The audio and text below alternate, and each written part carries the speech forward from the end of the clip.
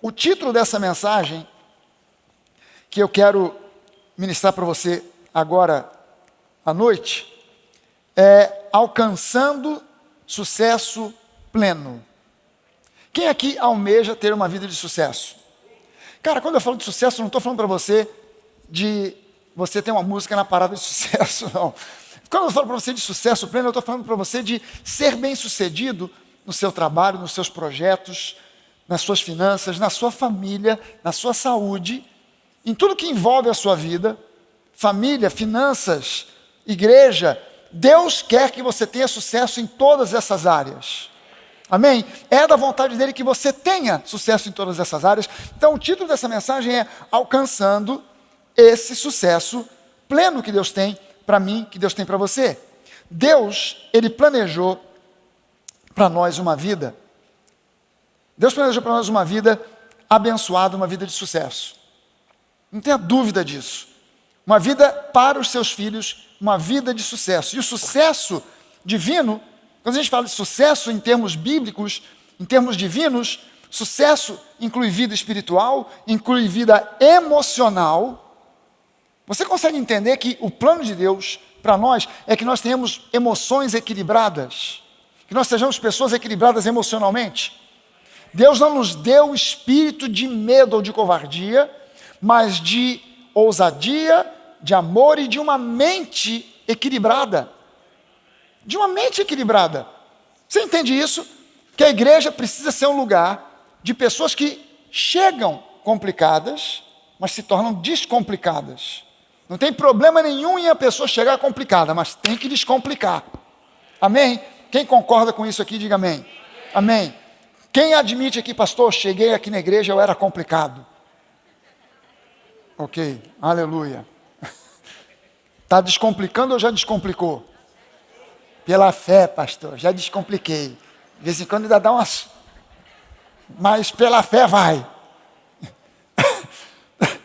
Entenda o seguinte, Deus tem planos para você por uma razão muito simples. Ele te ama numa dimensão que você nunca vai conseguir entender a plenitude do amor dele por você. Nunca. Você pode tentar de todas as maneiras, e você nunca vai conseguir compreender, entender a plenitude do amor de Deus por você.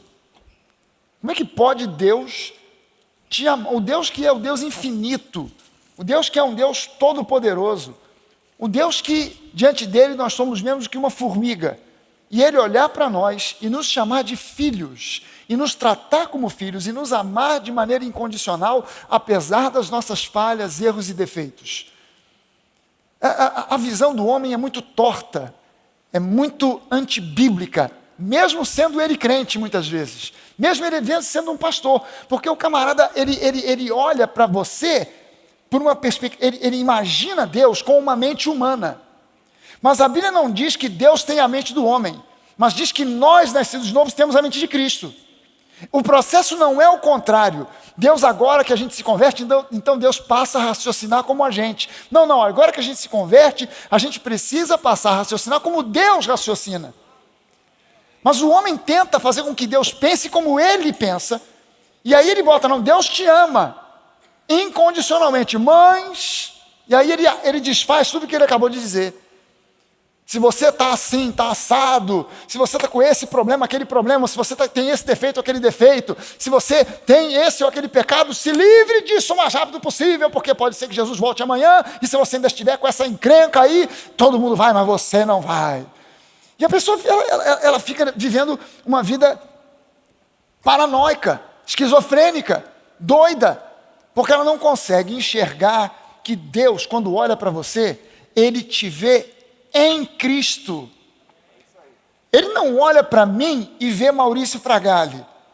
Ele não olha para o Jorge e vê simplesmente Jorge Daltro. Não, ele quando olha para mim, ele olha para você, ele nos vê em Cristo. Isso é algo que não tem filósofo no mundo que consiga explicar. Você pode raciocinar, pensar, filosofar, mas olha só o que a Bíblia diz. Por isso a Bíblia diz que aquilo que Deus apresenta para nós é loucura para os sábios. Porque olha só a maluquice. Deus olha para você, ele vê Jesus. Deus olha para Jesus e ele vê você. Olha só que coisa maluca, porque nós estamos em Cristo, Cristo está em nós. Então quando ele olha para mim, ele não me vê com os meus defeitos, ele vê Jesus na sua perfeição. Mas quando ele olha para Jesus, ele me vê plenamente perdoado, com todo o problema resolvido, porque Jesus já pagou o preço.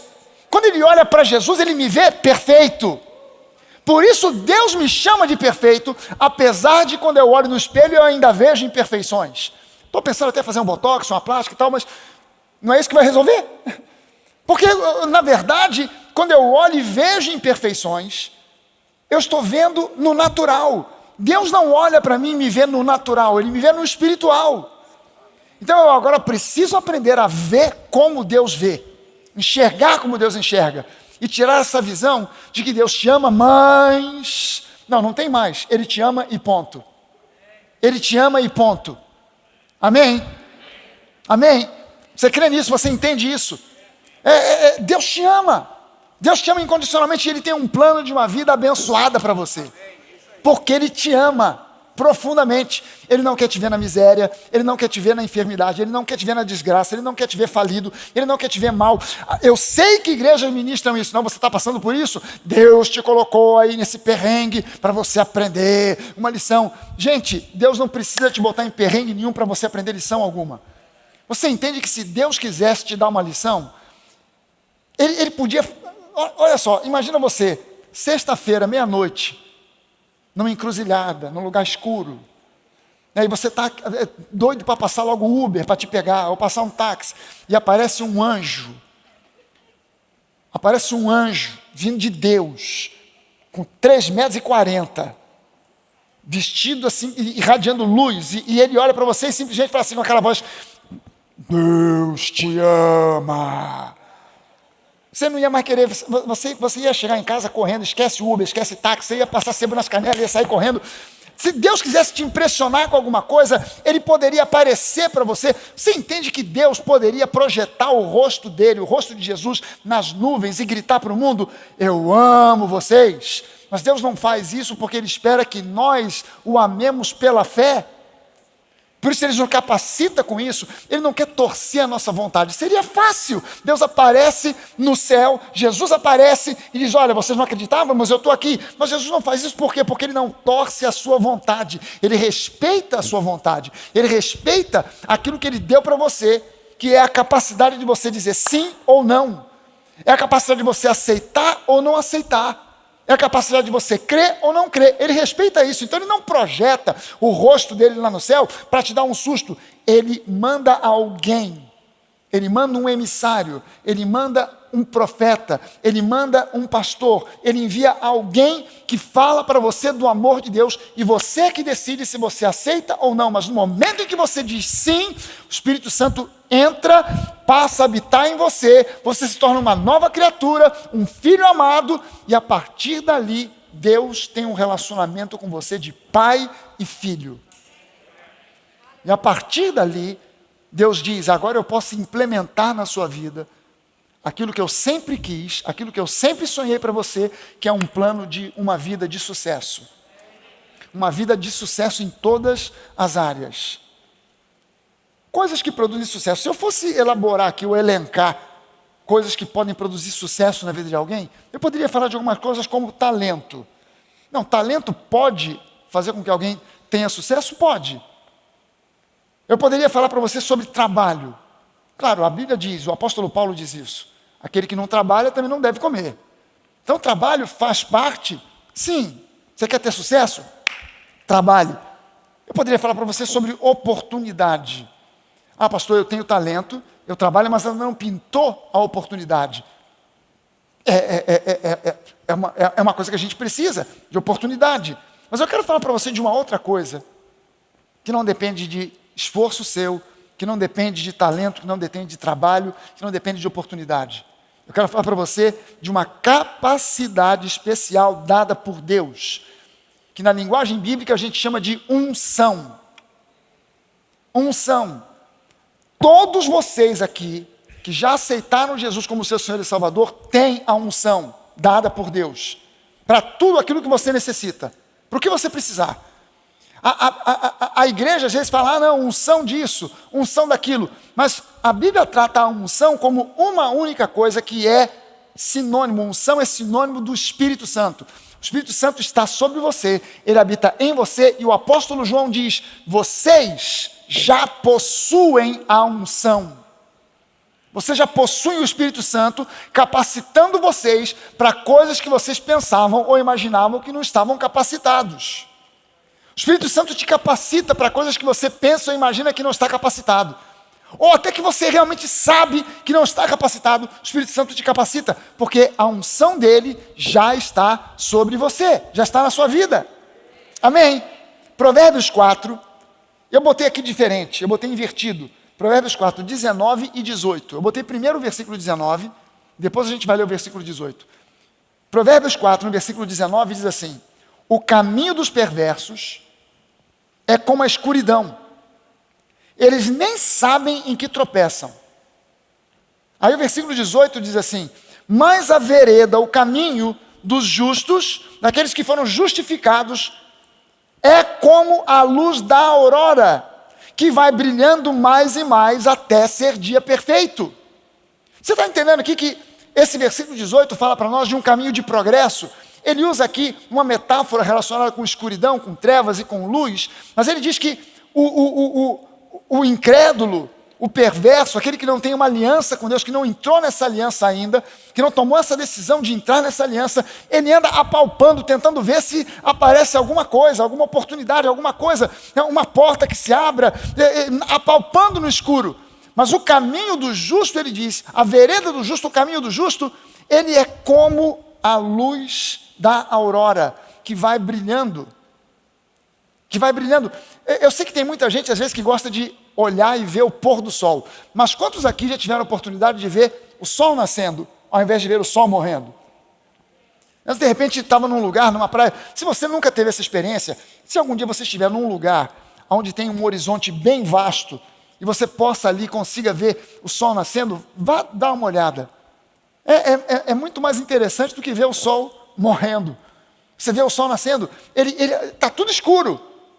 Não fica claro da noite para o dia. Não é como alguém que ligou um botão. Vai subindo e vai, a escuridão vai morrendo, a luz vai chegando. Ele diz que o caminho do justo é como esse nascer do sol. Ele vai progredindo, ele vai melhorando, ele vai crescendo, ele vai aumentando, ele vai progredindo até atingir a luz plena. Amém? Isso é plano de Deus para mim e para você. É plano de Deus para a sua igreja. Mas ainda assim, mesmo existindo esse plano, muitos cristãos não estão desfrutando desse processo, desse sucesso. Muitos não obtêm sucesso, apesar de terem talento, apesar de trabalharem arduamente. Você já conheceu gente talentosa que não vai para frente? Já? Sou eu mesmo, pastor. Já viu aquela pessoa que trabalha feito um burro de carga e não progride? Já viu? Tem pessoa que a pessoa tem talento, ela trabalha pra caramba e não vai para frente. Tem outras pessoas que elas creem que não tem talento. Mas isso é uma mentira do inferno. Todos nós aqui, cada um de nós aqui tem talentos. Os seus talentos não são os meus não são os seus. Mas eu garanto que você tem talento. Sabe que eu me lembrei de um testemunho que eu ouvi na África do Sul, um pastor conhecido meu lá, ele me contou esse testemunho na igreja que eu pastoreava lá, de que a igreja dele estava querendo comprar um terreno para construir um lugar próprio. Não era uma igreja grande, e eles estavam querendo comprar um terreno, já tinham visto o terreno, e o terreno custava X, e eles não tinham esse dinheiro. E começaram a falar na igreja, fazer uma espécie de uma campanha na igreja, e uma senhora, já com uma certa idade, ela parou e pensou, poxa, eu não sou uma pessoa rica, eu não tenho nada de guardado para ofertar, mas eu sei fazer bolo. Bolo eu faço bem. Não tem ninguém que faça o bolo que eu faço. Já sei o que eu vou fazer. Vou fazer bolos e vou vender, e a renda desses bolos que eu vender, eu vou dar de oferta para a igreja. Você sabe que ele me disse que muitos na igreja que eram ricos não deram o mesmo valor de oferta que ela chegou a dar vendendo os seus bolos. Mas qual era a diferença? O camarada é rico, mas não sabe fazer bolo. A mulher era pobre, mas sabia fazer bolo. E ela fazendo bolo, contribuiu para a construção da igreja de uma forma importante. Todos nós temos talentos. Há outras pessoas que não conseguem enxergar a oportunidade. A visão da pessoa é embaçada e ela não consegue enxergar a oportunidade. A oportunidade às vezes está na cara dela e ela não vê. Parece aquele camarada, como contam aí, do sujeito que estava morrendo afogado, começou a orar: Senhor, me salva. Aí passou um navio pesqueiro, e o navio, um barco pesqueiro, um barco ia oferecer ajuda, e o cara falou: não, eu estou esperando um milagre de Deus. E ele continuou orando, o barco foi embora. Ele continuou orando, veio um helicóptero. O helicóptero ia jogar uma corda e disse: não, eu estou esperando um milagre de Deus. E depois de ficar horas no mar, ele morreu afogado, chegou no céu, reclamou: Deus, eu pedi um milagre. E Deus falou: te mandei um barco, te mandei um helicóptero, e você está reclamando? A oportunidade chegou e você não percebeu. Às vezes a gente quer ver um milagre assim que seja uma coisa explosiva, grandiosa. E nas pequenas coisas, Deus está fazendo milagres e a gente não está vendo. Às vezes Deus abre uma porta que parece pequena. Eu não vou pegar isso, eu estou desempregado, mas esse emprego que me ofereceram aí ganha muito pouco. Cara, você não está ganhando nada. Ganha pouquinho, é melhor do que não ganha nada. Pega, porque quem sabe, você começa ganhando pouquinho, mas se você for diligente, se você for uma pessoa interessada, quem sabe você vai ser promovido e daqui a pouco você está ganhando aí, mais até do que o pastor Fragalho. Mas ganhar mais do que eu não é muito difícil, não. Isso aí qualquer um consegue. Você está entendendo que não é nada... as pessoas às vezes não conseguem enxergar a oportunidade, embora ela apareça. Agora, entenda o seguinte: no que depende de Deus, no que concerne a Deus, o seu problema já está resolvido e o seu sucesso já está garantido. No que depende de Deus, no que depende dele, você pode ter certeza que o problema já está resolvido, o teu sucesso já está garantido. O segredo da vida abençoada com sucesso, em todas as áreas, creia nisso e entenda isso. Entenda isso. O segredo de uma vida abençoada com sucesso em todas as áreas está no Evangelho. O mundo está muito maluco. As pessoas andam correndo, tentando buscar recursos para saber o que eu preciso fazer para ter sucesso, para ganhar dinheiro, para ir para frente. Aí a pessoa quer fazer curso disso, curso de autoajuda, quer ler livros e tal, e a pessoa faz o curso de autoajuda, ela lê livro, não sei das quantas, e não decola. Por que não decola? Ou porque são poucos os que decolam? Porque, na verdade, o segredo de uma vida de sucesso não está na autoajuda. A autoajuda é o sujeito se ajudando-se a si mesmo. Ou seja, como é que eu vou me ajudar se eu estou precisando? Eu já estou todo encrencado, todo ruim, ainda vou tentar me ajudar. O segredo não está na autoajuda, o segredo está na ajuda que vem do alto. O segredo de uma vida abençoada, bem-aventurada, de uma vida de sucesso está no Evangelho. Está no Evangelho, eu garanto para você. Dê ouvidos à voz do Senhor e você prosperará. Você vai prosperar. Evangelho, a palavra evangelho significa boas novas, boas notícias. Mas a maioria das pessoas nas igrejas hoje parece que não está ouvindo o verdadeiro evangelho. Houve um evangelho misturado, um evangelho infiltrado de conceitos humanos, um evangelho onde o homem se intromete para tentar ajudar ou corrigir Deus. E houve um evangelho misturado. Eu fico perguntando, será que a maioria das pessoas nas igrejas realmente entende o evangelho? Boas notícias, boas novas, as boas novas de que Deus te ama incondicionalmente, que Ele tem planos de vida vitoriosa para você, que nós vivemos num mundo mau, num mundo que jaz no maligno, mas Ele nos capacita para vencermos o mal. Será que as pessoas estão entendendo isso? Olha só o que diz Romanos 4,13. Romanos capítulo 4, versículo 13, diz assim: a promessa de que seria herdeiro do mundo não veio a Abraão ou à sua descendência por meio da lei, e sim por meio da justiça da fé. Deixa eu ler de novo isso aqui para você. A promessa de que Abraão e a sua herança, os seus herdeiros seriam donos, herdeiros do mundo, e essa palavra mundo aqui não é o planeta Terra. A palavra aqui no grego é cosmos, é o universo inteiro. A promessa de que Abraão e os seus descendentes seriam herdeiros do universo, do cosmos, não veio a Abraão por meio da lei, mas veio pela justificação que aconteceu pela fé. Abraão não se tornou herdeiro do cosmos, e nós, como descendentes dele, também herdeiros, em função de obediência a uma lei qualquer. Abraão creu em Deus 430 anos antes de Deus dar a lei a Moisés. Abraão simplesmente creu. Foi só isso que ele fez. Ele creu em Deus, mais nada. Deus não pediu que ele obedecesse a nada. E você precisa entender que hoje Abraão, ele foi abençoado pela graça, porque ainda não existia a lei. Deus se relacionou com ele de forma graciosa, e porque ele creu, Deus o justificou, e nós hoje somos justificados da mesma maneira pela fé.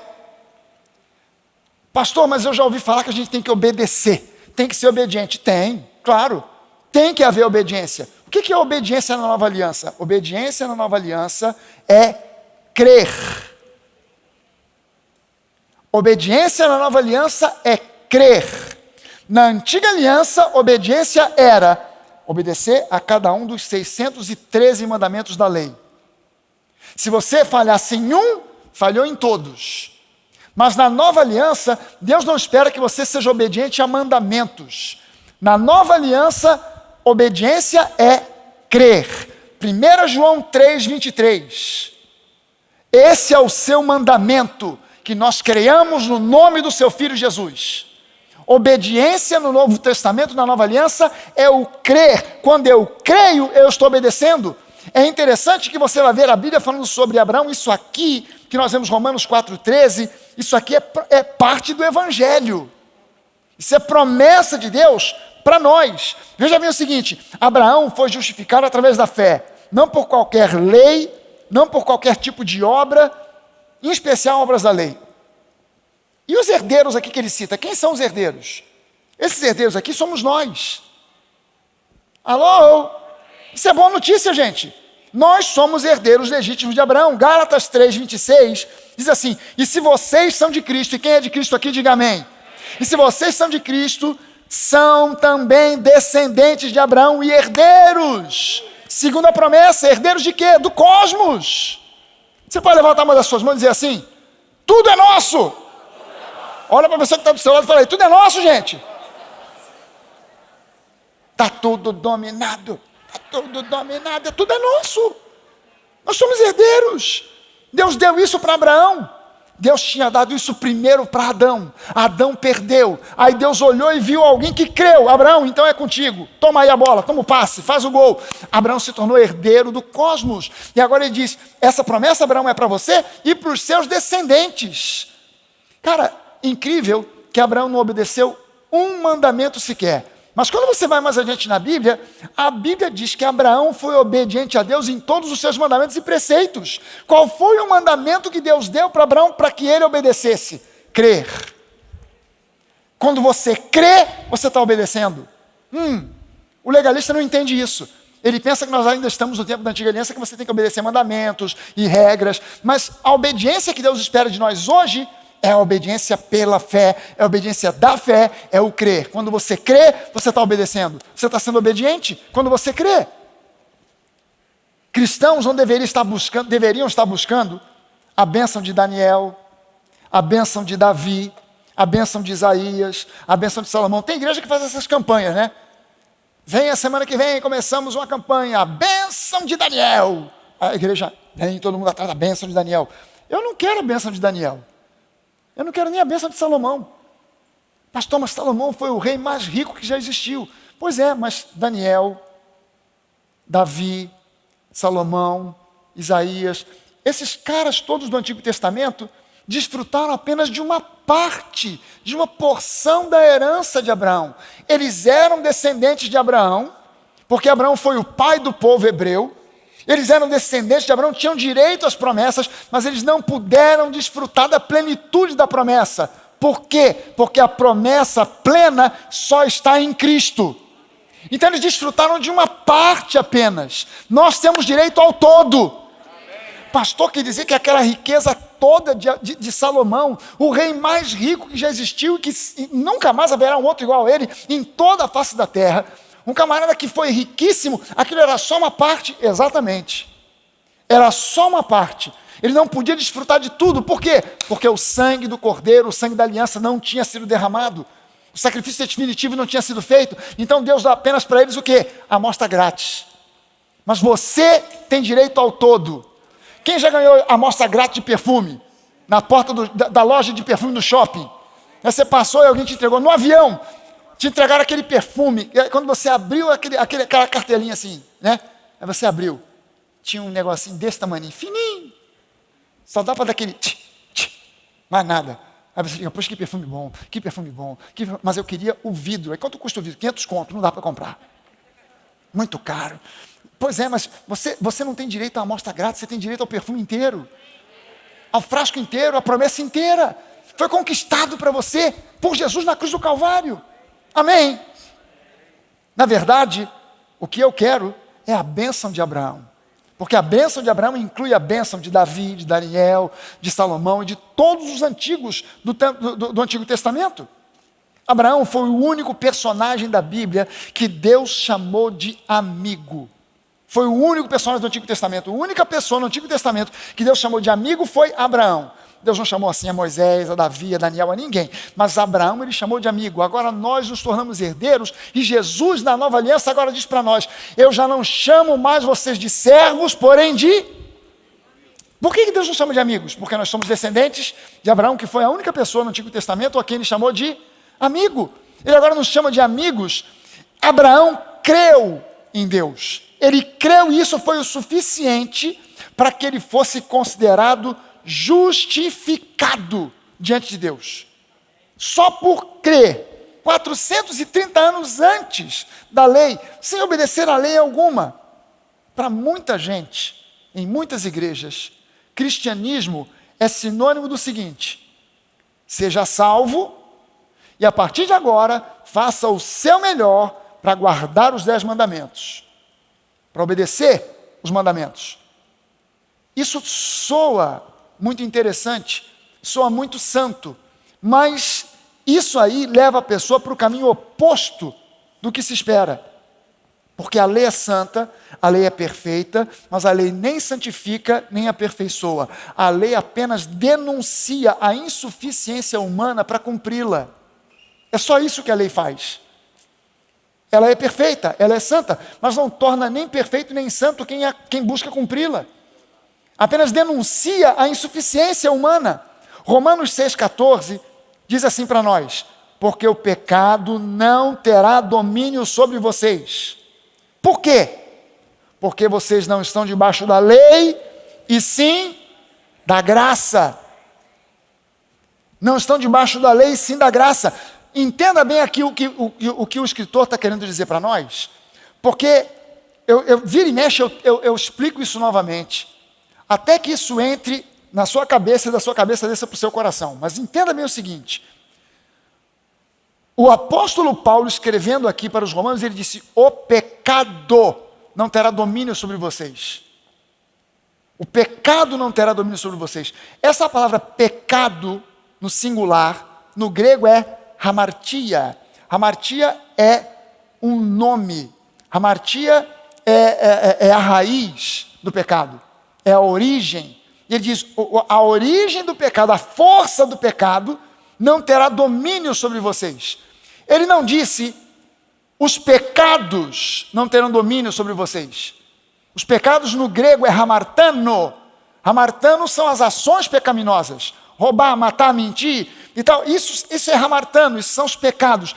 Por isso, é um erro grosseiro quando alguém olha para um crente e vê que ele está passando por um problema qualquer, ele diz, ele deve ter algum pecado que não confessou. Deve ter alguma coisa aí que ele não confessou. Não é uma questão dos pecados. O nosso problema foi resolvido porque o que Deus removeu da nossa vida foi o pecado, a raiz do pecado, a origem do pecado, a natureza pecaminosa. Então, quando você tenta descobrir que a pessoa está passando por um perrengue porque ela tem algum pecado escondido, não confessado, eu já vi gente fazendo isso, parece que está torturando o coitado do crente. O crente já está passando por um aperto, o pastor chega, tem alguma coisa que você não confessou aí. Fala aí. Fala, confessa. Pastor, mas eu não tenho nada. Tem. Você está enfermo. Você está doente. Só pode ser algum pecado escondido. Você está passando por um problema financeiro gigantesco. Só pode ser algum pecado que está escondido aí. A questão não é essa. Nós ainda temos a capacidade de pecar e errar, mas a natureza pecaminosa não está mais em nós. A gente pode tropeçar, errar, pecar, mas a natureza pecaminosa já não está mais em mim nem em você. Lembre-se sempre disso, o pecador não é pecador porque peca, ele é pecador porque tem uma natureza pecaminosa nele. Você não é santo porque não peca mais, não, você é santo porque agora você tem uma nova natureza, que é a natureza do próprio Deus, Zoe, a vida, a natureza do próprio Deus que agora habita em você. Amém? É preciso que a gente entenda isso. Então, entenda que o pecado é a origem de toda dor e sofrimento que há no mundo. Não é uma questão de que a pessoa cometeu algum pecado. Claro, o pecado tem consequências. As pessoas pensam às vezes, o camarada pecou, ele agora, Deus está punindo. Não. A gente precisa assumir a responsabilidade daquilo que a gente faz. Seja de bom, seja de ruim. Seja de certo, seja de errado. A gente precisa aprender a responsabilidade. O sujeito peca, vacila, dá ruim, aí ele fala assim, foi Satanás. E o diabo está olhando para ele e falando assim, eu? Eu não fiz nada. Você que montou o palco, eu só montei o palco, você que entrou e participou. A gente precisa aprender a assumir a nossa parte. Claro, pecado tem consequências. O pecado é destrutivo, o pecado é maligno, o pecado causa destruição, causa destruição de saúde, de famílias, de uma série de coisas, mas o pecado já não terá domínio sobre nós se nós aprendermos a crer na nossa justificação. No momento em que o pecado, que você está consciente de que o pecado não tem mais domínio sobre você, você agora está pronto para vencer os pecados.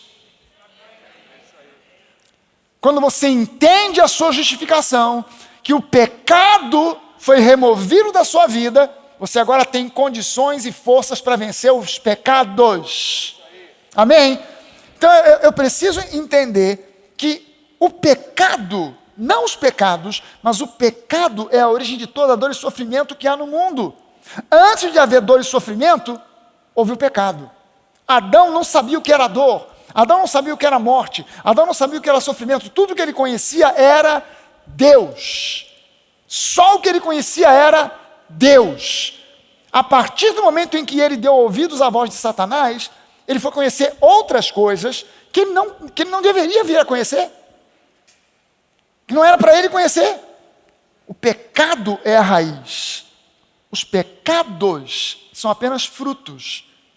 Da mesma forma, a sua justificação é uma raiz. Entenda que a sua justificação em Cristo, na sua vida, é uma raiz de uma vida abençoada. A raiz da vida abençoada, diga isso comigo, a raiz da vida abençoada é a minha justificação. Você precisa botar no seu coração e na sua cabeça que a consciência da justiça, a consciência da sua justificação em Cristo é um ponto de vitória sobre os pensamentos que o diabo tenta trazer, que você não é nada, que você não é ninguém, que você não consegue, que Deus não dá bola, que Deus está te julgando, Não. A minha justificação é o ponto de partida da minha vida vitoriosa, da minha vida de sucesso. A minha vida está destinada ao sucesso porque eu fui justificado. Você consegue repetir isso comigo? A minha vida está destinada ao sucesso porque eu fui justificado. Entenda isso. Você, no momento em que foi justificado, você foi colocado dentro de um plano divino de sucesso. Você foi colocado numa plataforma de lançamento e você foi lançado na direção do sucesso, não porque você merece, não porque você é talentoso, não porque você trabalha muito, mas porque você foi justificado. Amém? A sua justificação é a plataforma de lançamento para uma vida abençoada. Agora veja o seguinte: todo cristão deseja que o pecado não tenha domínio sobre a sua vida. Mas o grande problema é que só há um caminho para isso: é estar debaixo da graça e não da lei. Enquanto houver sombra de lei na minha vida, sempre vai haver uma dificuldade, um empecilho, uma barreira para que eu alcance o pleno sucesso que Deus tem para mim. Enquanto houver uma centelha de legalismo pairando sobre a minha vida, aquilo ali é uma barreira, você não tem a ideia do tamanho da barreira que se torna uma pequena centelha de legalismo na sua vida. Você não faz ideia do quão grande aquilo se torna, de quão forte é essa corda que te puxa para trás. Uma centelhazinha de legalismo. Não precisa de todo o legalismo. Uma centelhazinha. Você precisa estar fixado, focado, mergulhado na graça. Focado, mergulhado na graça. Firmado no solo da graça. Você precisa disso desesperadamente. Porque é exatamente, é isso que o apóstolo... Lembre-se, olha a sequência do que eu estou te dizendo. O pecado é a raiz de toda a dor e sofrimento que há no mundo. Mas a Bíblia promete para nós que o pecado não terá domínio sobre nós. No entanto, há muita gente nas igrejas que foi justificado por Cristo e ainda está vivendo uma vida miserável, aquém daquilo que Deus planejou. Por que isso, se a pessoa já foi justificada? É porque ela não tem ainda a mentalidade da justificação. Ela ainda tem alguma coisa do legalismo prendendo, amarrando, e aquela pequena centelha é uma barreira gigante para que ela alcance o plano que Deus traçou para a vida dela, que é um plano de sucesso em todas as áreas. É preciso que a gente se conscientize disso. Por isso eu estou dizendo para você que essa mensagem é base fundamental para aquilo que eu vou falar no dia 31, para o ano de 2021, que vai ser um ano abençoado para você. Pode ser que seja um ano desgraçado para um monte de gente que está lá fora, sem Jesus. Mas para você que é um filho amado, vai ser um ano de sucesso, vai ser um ano de superação. Vai ser um ano diferenciado para você. Mas é preciso que você mergulhe na graça, porque o pecado, ele não terá domínio sobre você. O pecado é a raiz de toda dor e sofrimento. Então, o pecado não tendo domínio sobre mim, prevalecendo a minha justificação, eu não tenho outra alternativa que não seja bem-aventurança, bênçãos, progresso, sucesso. Amém? Mas o que tem impedido cristãos sinceros de desfrutar então da bênção de Abraão? Qual é o principal fator de impedimento para que essa realidade se concretize? É a mentalidade do pecado. A mentalidade do pecado precisa ser destronada, destruída, substituída pela mentalidade da justiça. Na nossa vida, na vida do cristão, a mentalidade do pecado precisa ser destruída, destronada. Muitas vezes a mentalidade do pecado está entronizada na sua vida e você não está percebendo isso. E essa mentalidade precisa ser destronada e substituída pela mentalidade da justiça. A mentalidade do pecado é uma mentalidade limitante. Os cursos de autoajuda hoje em dia falam por aí demais em pensamentos limitantes. Ora, você pode tentar, é lógico, você pode tentar resolver isso através da psicologia. Mas você quer realmente expulsar da sua vida os pensamentos limitantes? Qual é a origem dos pensamentos limitantes? É muito mais do que apenas aquilo que mamãe falou quando eu era pequeno. É muito mais do que aquilo que papai falou quando eu era pequeno. É muito mais do que aquilo que um professor disse a meu respeito. Esse menino é burro, esse menino não tem jeito. Então criou em mim uma mentalidade limitante. É muito mais do que isso, porque esse pensamento vem do quinto subsolo do inferno, terceira porta à esquerda. É a secretaria de pensamentos limitantes do inferno. Quando você vai ao quinto andar, subsolo, terceira porta à esquerda, secretaria de pensamentos limitantes, lá estão sendo planejados, escritos e ditos, proclamados pensamentos limitantes. Você não consegue, você não pode, você não tem direito, você não merece, você não é ninguém, você não é nada. Você nunca foi nada, olha bem para sua cara, olha só para o espelho, veja só você não tem beleza, você não tem altura, você é gordo, você é magro, tudo é um motivo para limitar. Eu sou gordo demais, eu sou magro demais, eu sou pequeno demais, eu cresci demais, eu não tenho quase musculatura, mas agora eu virei um Schwarzenegger, então ninguém me aceita porque agora eu sou um monstro bombado. Tudo é limitante, tudo se torna limitante. Olha só como o pensamento limitante funciona. O camarada pensa assim: eu sou muito magro, eu sou muito feio, eu vou entrar para a academia, eu vou fazer bodybuilding, vou me tornar um Arnold Schwarzenegger. Aí o camarada começa a malhar. Ele malha, ele começa a crescer, ele começa a ficar grande, ele começa a ficar forte. Aí ele chega num ponto em que você olha e fala assim: se passar daqui, vira um monstro. Mas o cara olha no espelho, ele fala: não está bom. Mas lá na academia já me ofereceram uma injeçãozinha. É água com açúcar. Mas diz que essa água com açúcar, quando bate no músculo, aí o cara começa a tomar bomba, e o camarada vai ficando cada vez mais esquisito, cada vez mais monstruoso, e ele acha que não está bom. Ele fica desproporcional, ele fica esquisito, ele anda, parece que está...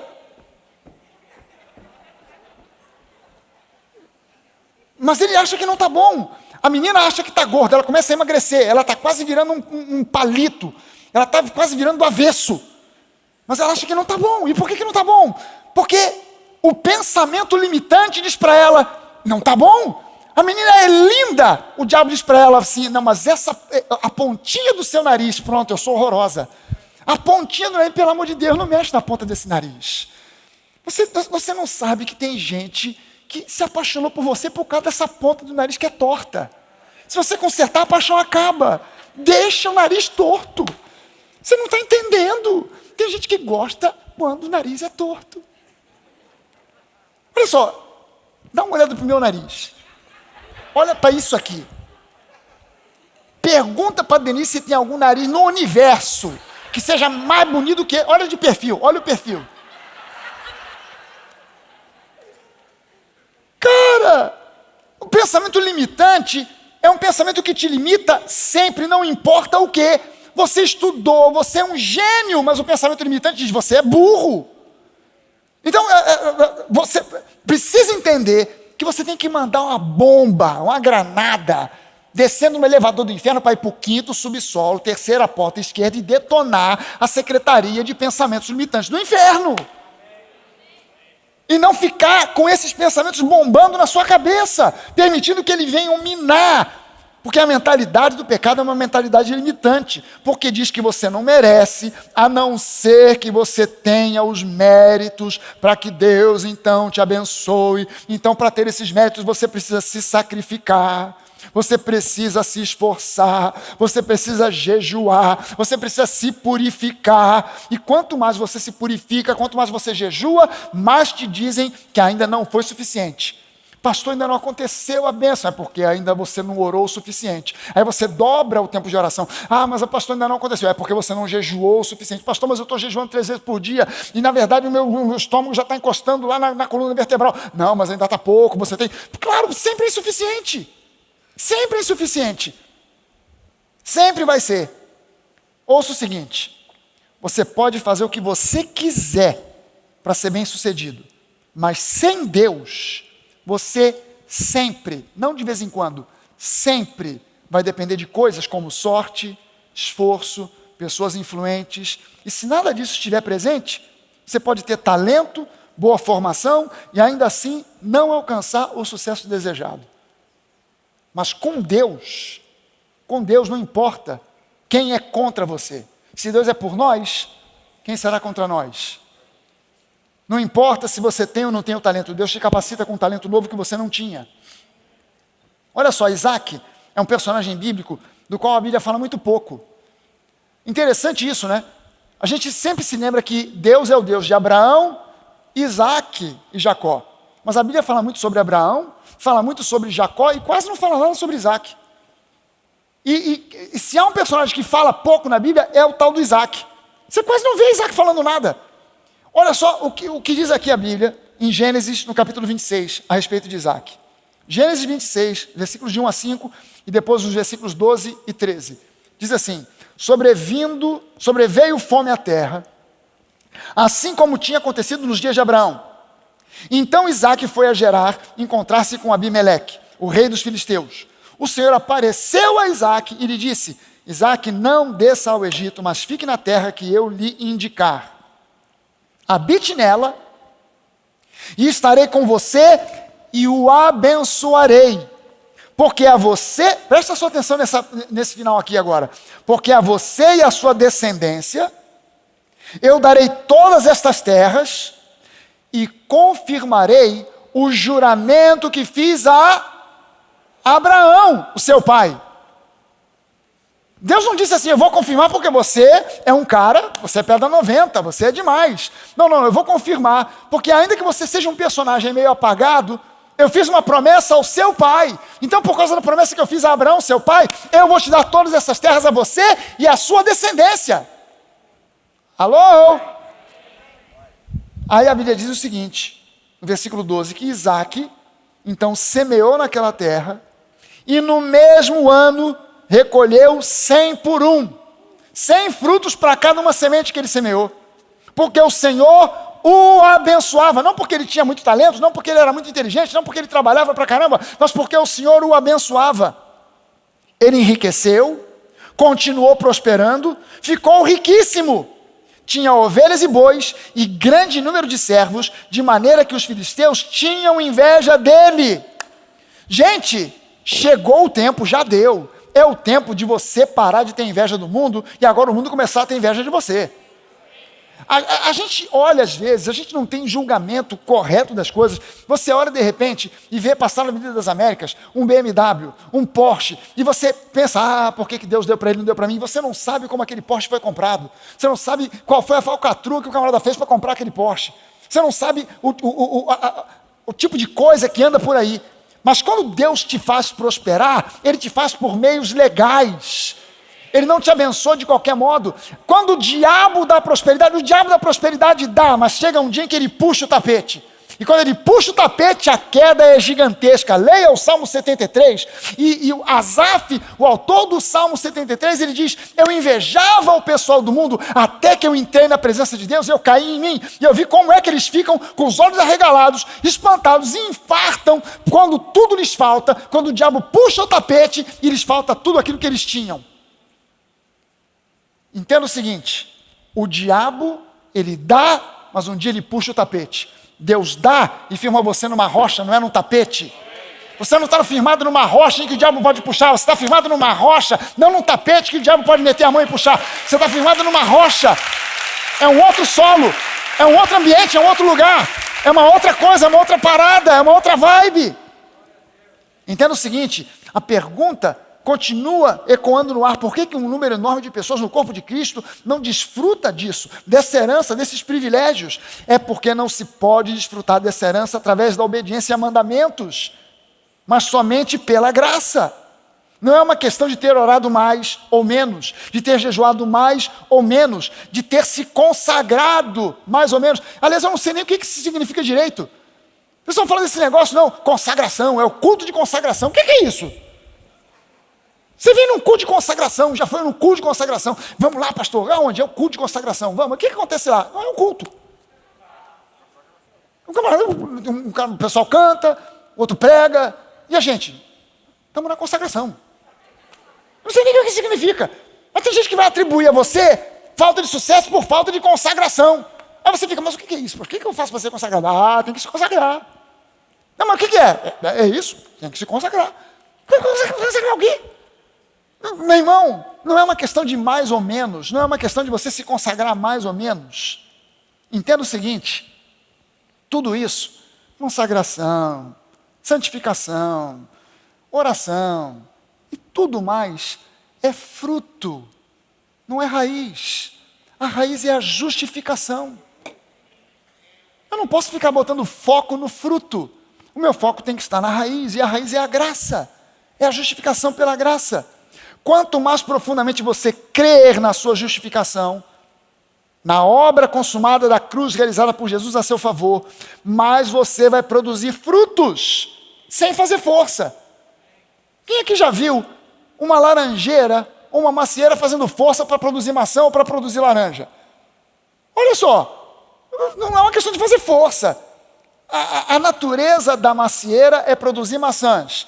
Se você pegar a macieira, botar ela num solo fértil, regar, adubar e cuidar, naturalmente, sem fazer força, a macieira vai produzir maçãs. Se você pega a laranjeira, bota num solo fértil, a natureza dela é produzir laranjas. Botou no solo fértil, rega, bota adubo, cuida, ela naturalmente, sem fazer força, vai produzir laranja. Você não precisa dar uma bronca.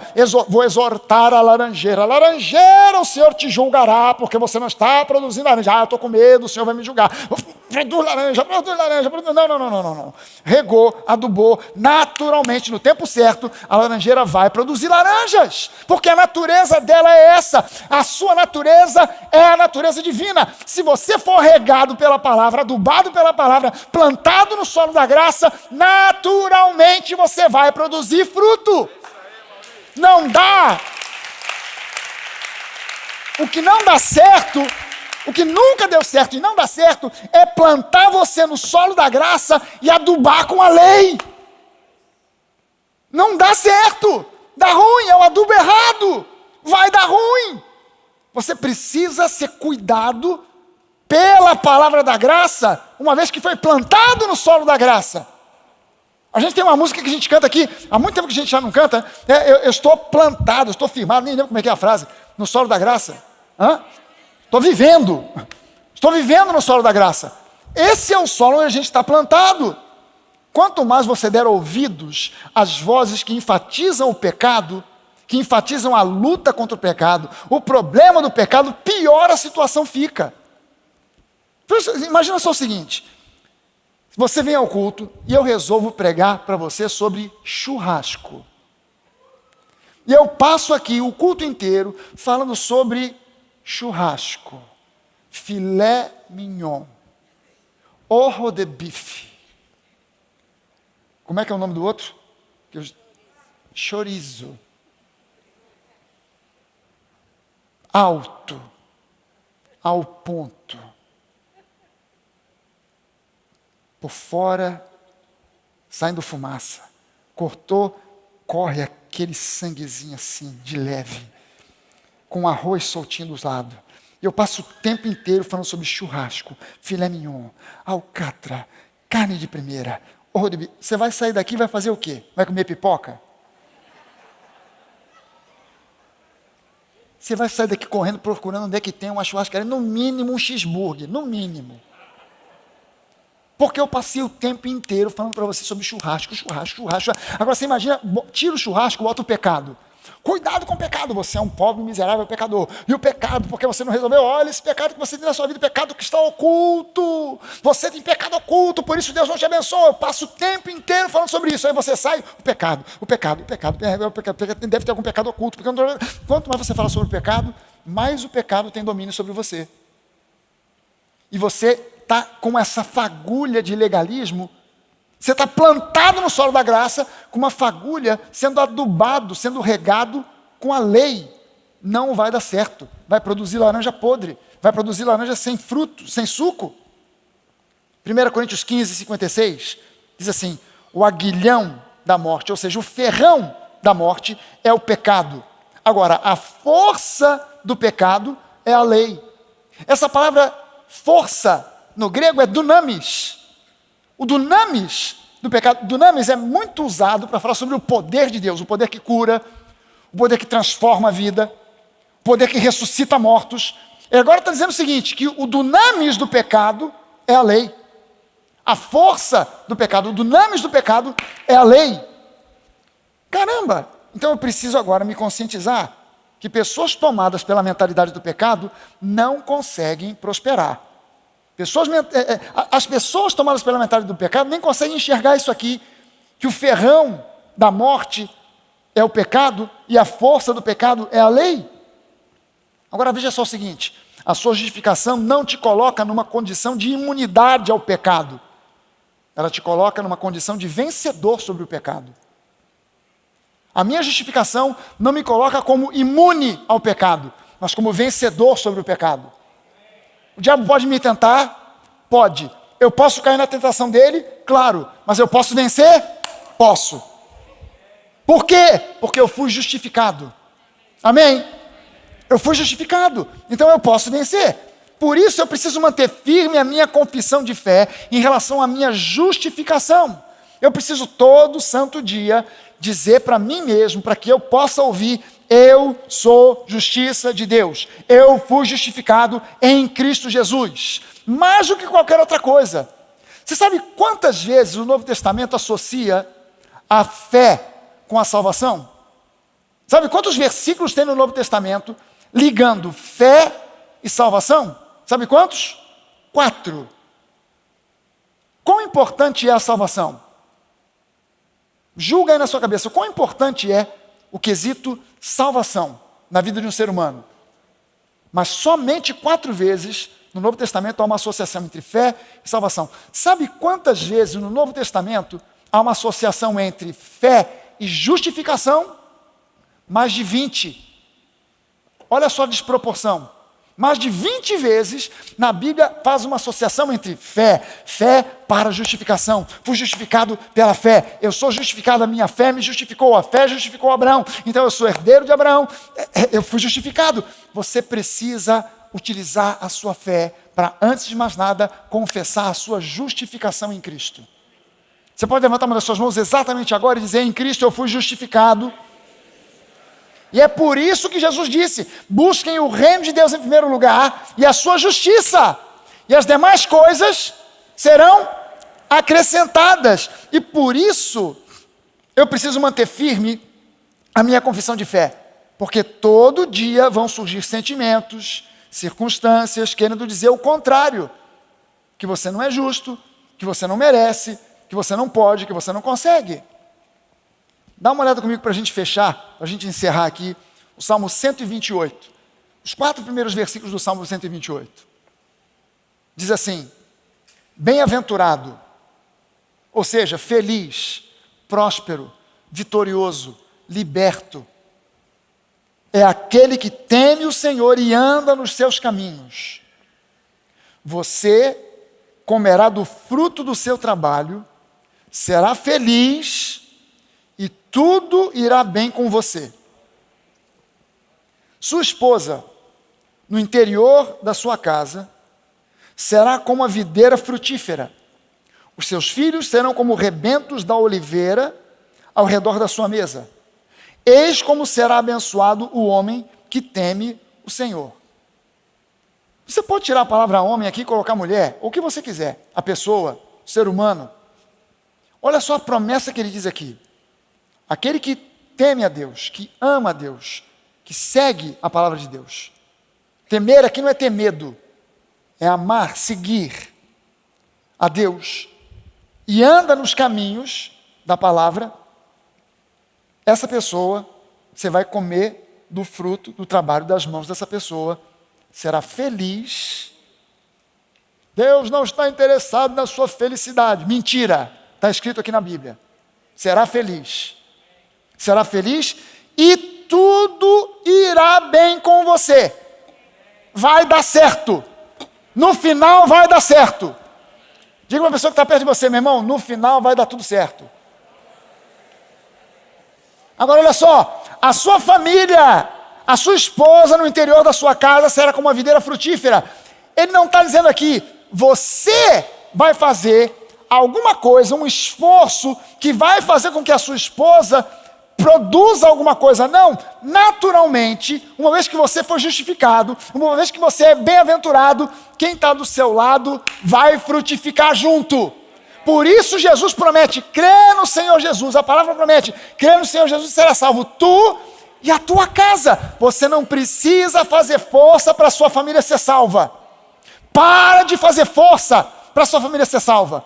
Para de pregar legalismo para a tua família para que ela seja salva. Você, na tentativa de fazer a família ser salva, ameaça o marido com o inferno, os filhos com o diabo, as filhas com o demônio, e você fica na paranoia. Não, pastor, eu comecei pegando leve, mas o pessoal não muda, então aí eu peguei pesado. O diabo vai fazer um estrago na sua vida. Ninguém se converte por medo do diabo. Não conheci uma pessoa na vida que se convertesse por medo do inferno. Você pode alertar a pessoa ao inferno, você vai, desgraça. Nunca vi ninguém entregar a vida para Jesus, dizendo assim, eu quero entregar minha vida para Jesus porque eu estou com medo do inferno. Ninguém. Não, a pessoa chega, ela se converte porque ela chega a uma conclusão. Sozinho eu não consigo. Eu já tentei, já fiz, me esforcei, eu preciso do Senhor Jesus. Eu observei a vida do meu filho, eu observei a vida do meu pai, eu observei a vida da minha mãe, eu observei a vida desse meu amigo, eu observei a vida dessa pessoa, da minha namorada, e eu percebi que na vida deles tem sido diferente.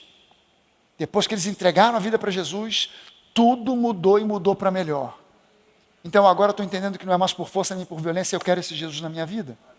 Não é por força, não é por violência. É simplesmente você viver a vida cristã normal. Você não está metido em fofoca porque a vida cristã normal abomina fofoca. Você não está envolvido em mentira porque a vida cristã normal abomina mentira. Você não está envolvido em falcatrua porque a vida normal cristã abomina falcatrua. Você está vivendo uma vida de integridade, de honestidade, de bondade, de alegria, de paz. As pessoas vêm e elas passam a te invejar. Eu também quero o que você tem. Qual é o segredo? É Jesus. É Jesus. Quando você começa a colocar isso como um ponto na sua vida, você quer o sucesso produzido por Deus, pela ação de Deus na sua vida? Você quer desfrutar da herança das bênçãos de Abraão? Tire os seus olhos do primeiro Adão. Coloque os seus olhos no segundo e último Adão. Enquanto você ficar olhando para o primeiro Adão, falhou, errou, pisou na bola. Sabe, tem gente que imagina que Adão, no céu, está num lugar especial, cercado por uma muralha, com anjos fortalecidos, tomando conta, porque quem chega lá, conheceu Jesus, conhecia, agora, quero conhecer Adão, quero esganar esse desgraçado, cadê ele? Não. A questão, tire os olhos do primeiro Adão, coloque os seus olhos no segundo e último Adão. Se o primeiro trouxe o problema, o último Adão trouxe a resposta e a solução. Enquanto você estiver focado no primeiro Adão, no pecado, no erro, no legalismo, em tudo aquilo que gerou o primeiro Adão, nada vai dar certo. Foque no último Adão. Olhe para Jesus. Foque nele. Ele tem para você a resposta que ninguém mais tem. Ele tem a solução que ninguém mais pode dar. Ele tem o caminho que ninguém mais pode abrir. Ele é todo poderoso, mas é humilde o suficiente para te amar com um amor incondicional e te receber de braços abertos em qualquer momento, com qualquer que seja o problema que você esteja. Não importa o tamanho da sua dor, em Cristo há resposta, em Cristo há saída, em Cristo há solução. Amém? Vamos ficar de pé.